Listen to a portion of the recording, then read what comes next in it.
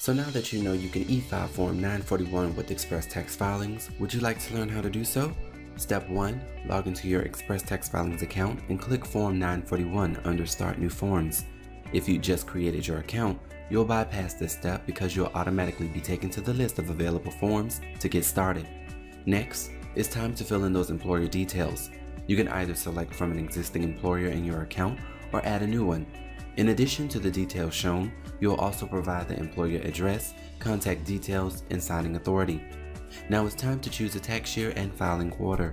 As you can see, you can choose between the current tax year or the most recent previous one.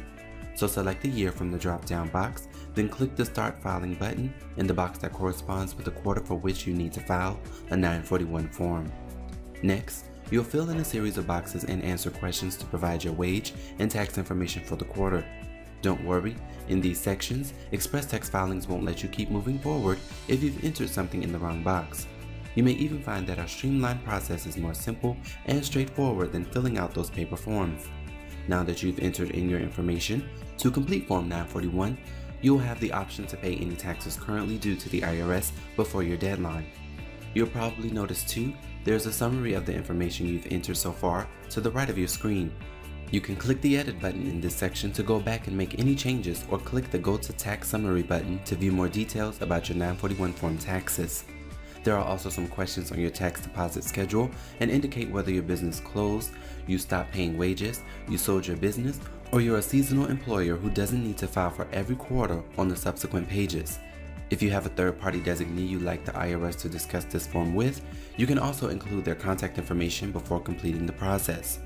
Before you go on to sign your Form 941, you'll be able to review your information, and your data will be sent through a quick review to ensure any obvious errors are taken care of. The next part requires your online signature. If you already have an online signature pin, make sure you select that tab. From this tab, you can also request a signature pin if you'd like. Just keep in mind that the process to receive this pin and have it activated takes about 45 days. In the meantime, after you've requested a pin, you can use Form 8453 EMP to sign your Form 941 by selecting the Use Form 8453 EMP on this page. Once that's signed, all that's left to do is take care of your one-time transmittal fee. From the first payment screen, you can choose whether you'd like to pay for just this one quarter, or if you'd like to prepay for a year's worth of quarters at a 10% discount.